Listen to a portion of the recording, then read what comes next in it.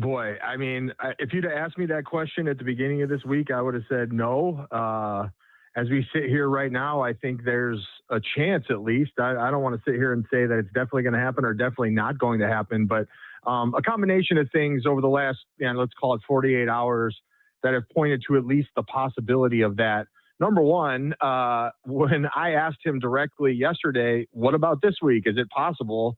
He did not say no. And not only that, but he kind of went out of his way to point out that, well, they said they weren't going to open the window this week, and then they opened the window.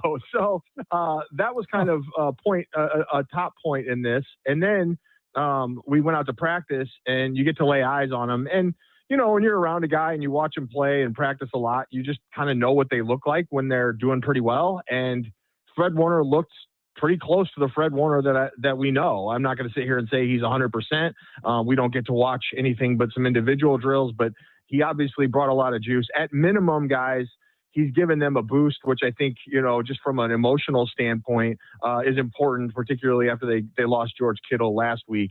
So having him around, having him on the practice field has been beneficial. If he can play, that would be even more so. But even just having him in the building, knowing that there's a chance he could be back next week, if it's not this week, I think is beneficial for them just from an emotional standpoint.